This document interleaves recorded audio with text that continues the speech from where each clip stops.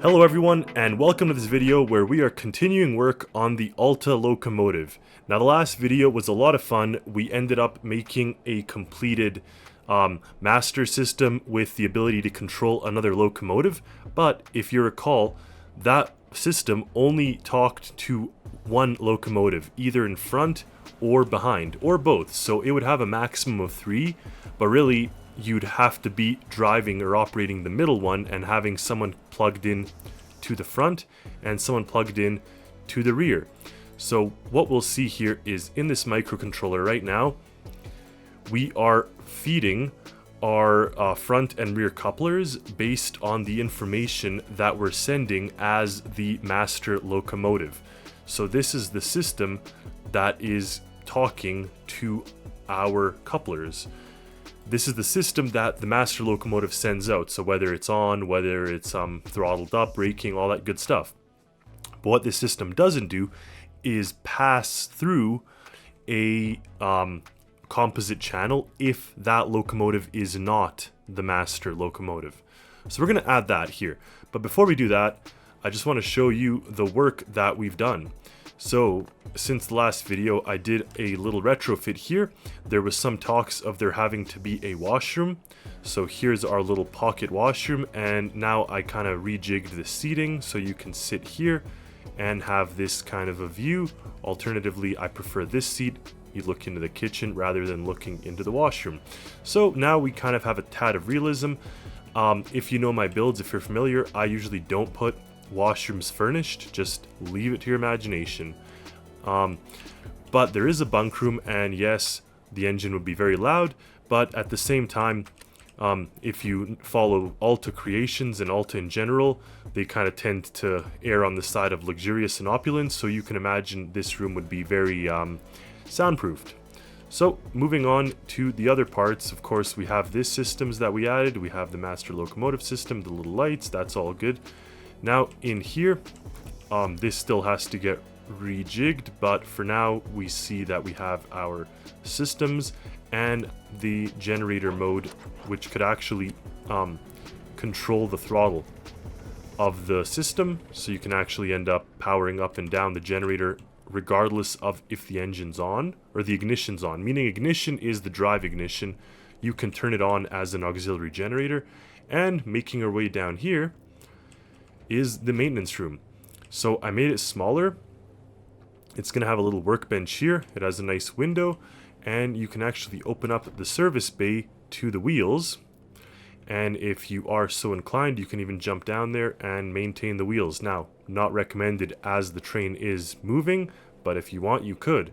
And the nice thing is you could actually look at the electric motors. So if you're having an issue, it may be because they're damaged. You can see also the RPS of the wheels and all that good stuff while the train is traveling. So that's in here. And moving to the very rear here, we actually have a little battery compartment. So that's going to be painted and rejigged, in this manner here. But in essence, that's our battery compartment. On the other side, you don't have any of that. It's just kind of a clear shot. You do have your 2 engine hatches for any kind of engine maintenance. And then, of course, this area here. Now to add that pass-through system, which pretty much would mean that if we have like 3 locomotives attached together or something, the first one is the master. Now we have to pass through to the third one, or if we're just using rolling stock that's not powered, if we're having any kind of cars, they also have to pass through that signal. So up in here, we're going to enter our microcontroller, and really we're just going to drag this out, the front and rear couplers, and we'll put a composite switch box. Now that composite switch box, and 2 of them, sorry, so 2 of them, each one is going to be attached to each of these systems. However, this one here, meaning the one that we are receiving from the locomotive, if it is the master locomotive, keep in mind, if it's not the master locomotive, we want this to be on another path. And that other path is going to literally be just a pass through of these. So front coupler, whatever is coming in through the front coupler has to go here into the rear coupler, and we're going to put this on the on. Now vice versa for the other one, we're going to have here the rear coupler and it's going to be feeding information on signal to the front coupler. So then what we can do is plug these two in here and connect this here. So very simple switch box system. Now what is going to turn this on, meaning what it's going to be off, which means it's going to be assumed to be the master locomotive unless this is on. This is on, meaning we're receiving a signal from one of the couplers that our system is on. I believe here, channel 1 is that the master has been enabled. So it's been enabled from another locomotive location. So it's either this value or this value, and it's going here. So 1, A or B. This is what we're going to connect to both our switch boxes, and that should be good enough. Inside the add-on editor here, I'm actually going to add 2 locomotives this time. And once this is all connected, we got all 3 of them, we're going to hop on into the first one, set it to be the master, which means now in the other ones, we should have the light on here saying it's slaved, and same thing in this one, it should be yellow. Perfect. So now these ones are yellow, and if we turn this system on, you can see that they're all on, all the engines are on. And another little surprise I have for you is I actually changed the top speed. This was something that I wanted to do because while I do prefer some form of realism, I also have a preference to being optimized in the Stormworks world. So this system lets us have a bit better of a top speed. I believe that we can hit 150 kilometers an hour, but what's really nice is even with 3 locomotives, we're not going to get a higher top speed. What we're going to get is better acceleration, better towing power, better torque pretty much, because now we have more powered wheels and all that good stuff, but the actual top speed will not change. So here we are hitting our 150, which I'm totally happy with. 150 is like borderline unrealistic for a train like this, but without being like a bullet train and hitting 300 kilometers an hour. Now here we actually are pushing a little faster because of our multiple locomotive configuration. And now I've even added the brick along with our 3 locomotives, so I want to see just how much power the system has. Of course, previously we were hitting around 85 or 86 kilometers an hour. Of course, now we should be doing better, of course. So as I give us throttle here, and also if you press here, you can see the miles per hour, which some of you in the States using the Imperial system may prefer. But you could see all of the engines are on, or locomotives are on, and it's towing this brick. And here we have it, we've hit that kind of 100 kilometer threshold. It's fluctuating a little bit, and the reason for that is the accelerator limiter as well as the speed limiter. But even with that slight fluctuation, I mean a delay would probably just be a little better here rather than instantaneous speed, but we'll see if I program that in or not. But here you have it, we're pulling the brick at 100 miles an hour. So not a bad little system, especially for my first locomotive, and especially for something that I'm thinking as kind of a little pet project for Alta to give them the ability to tow and move and haul things. The next update I want to make with the microcontroller is, of course, not every locomotive has to face front. That's a very common practice. It relieves the crew from having to actually use a switch to turn the locomotive around. Only the first one has to be facing forward. The rest of them could be facing backwards, just so you don't have to, rotate it and whatnot. We're going to start off by using a compass sensor. And that compass sensor is going to be the determining factor here, because based on which direction it's facing in, it will tell the other locomotive, this one is opposite. It's not in the same direction. It's not in line. So you could see here we're at 0.136 here, and here we're negative 36. So it's not exactly the same number, but we'd expect that we'd be in a similar realm if it was facing in the same direction, because even with curves and stuff, we're still not facing back to back. It's still aimed more or less in that same direction. Here's another very basic system. So you could see here, this compass and this compass are originally aimed in the same direction, whereas over here, we're aimed in the opposite direction. But even if I grab this handle and move it like that, it's still, so this one's 0.135. Now this one's kind of getting out of hand until I stop it. But you could see here now it is 0.08, whereas this one is still much different. So we're going to set a threshold and allow the cars to communicate as long as they're sort of facing the same direction. So when we subtract the two facing in the similar direction, we get a very small number. And even if we rotate this, you could see it's like, you know, 0.1 almost. Maybe we could even go like 0.14. That's still more or less in the same direction. Whereas this one is a much higher number. So it goes all the way from 0.6 to like 0.3 or so. So now with those numbers in mind, inside the microcontroller, we have to add the compass as a number input. And that compass will dictate which direction we're facing.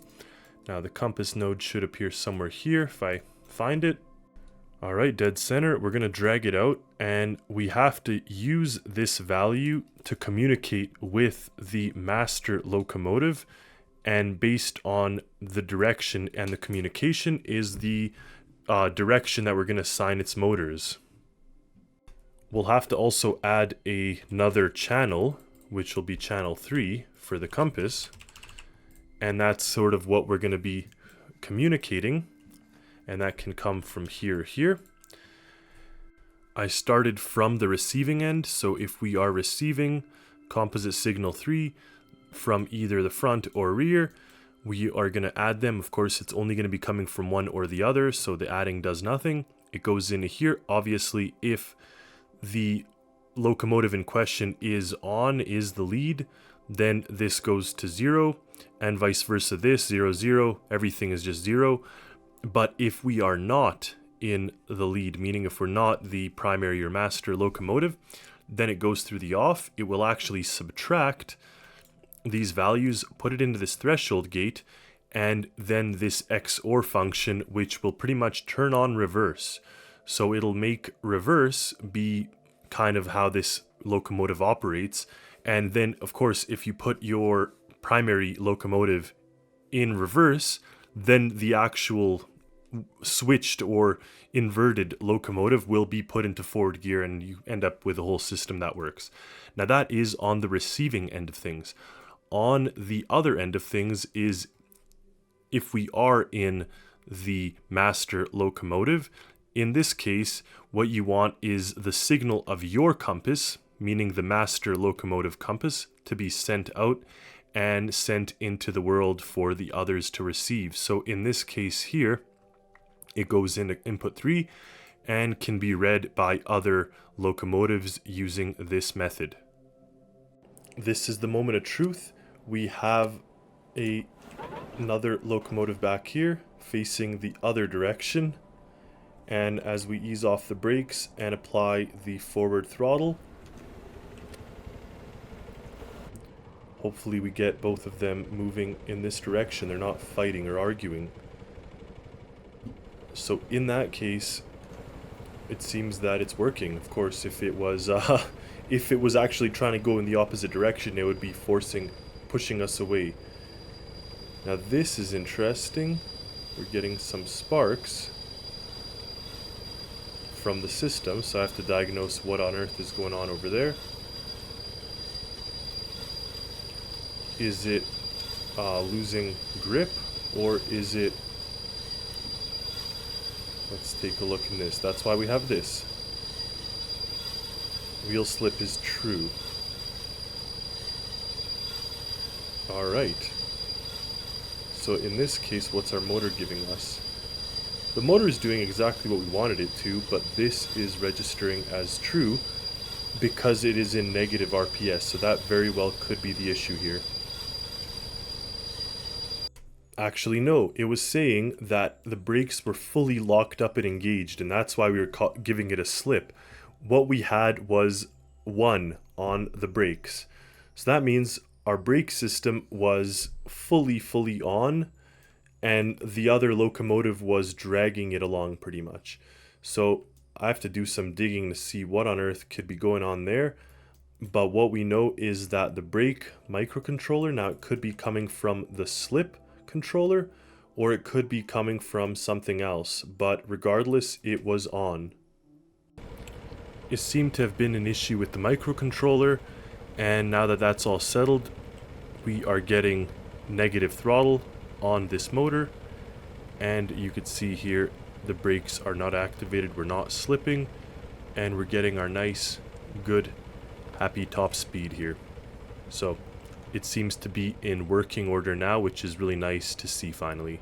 The final test we're going to do in this video is to try to turn on a trailing locomotive that is also attached with cargo in between. So you can see here this cargo, and then here is the trailing locomotive, and we're going to have to use these connectors, and they're just going to act like dumb pass-through connectors rather than have any kind of control. They will have brakes though, so that is the one thing that they will have. But if we hop aboard here, start up, and then we'll use our little reverser here with our CCTV aimed on the rear coupler. So just like that, turn down the brake, reverse, throttle, and once we get close enough, it'll all pair up. We'll turn off the reverser and turn up the throttle. Now the moment of truth is if I press this button, and indeed the trailing locomotive fired up, and it should be assisting with this train now. Remember how I said that these connectors kind of bounce around a little bit, which is why I saw people using those sliding track style connectors? I may still do that. Obviously, if you have a locomotive that is not in the forward position, then your coupler wouldn't work, because obviously you have to have front and rear, and it will work based on that. But I think that's better than getting this kind of jumping motion. Anyway, you could see here we have the locomotives working together. We're hitting our crazy high top speed, which is fantastic. We're rolling along, and you can see here master locomotive is enabled. If we jump into our trailing locomotive here, you're going to see the slave mode is enabled, and this white light indicates that it is traveling in the reverse direction or backwards direction. You can see here backward mode. So we know that that one is applying throttle in the negative direction and helping us move in the forward direction. Thank you for watching this video. We've been making great progress with this. It's actually been very fun to build, I do have to admit. Stay tuned for more content, for more creations. We're going to develop some other systems for the locomotive, so stay tuned for that, as well as other things that I have planned. I'm excited for everyone to get to try this out once it's released, and I do have to say I love how this locomotive looks, and if it turns out to be a success, which I'm hoping it is, I will make other locomotives that can supplement our fleet. So, thank you, and until next time, happy Stormworksing everyone.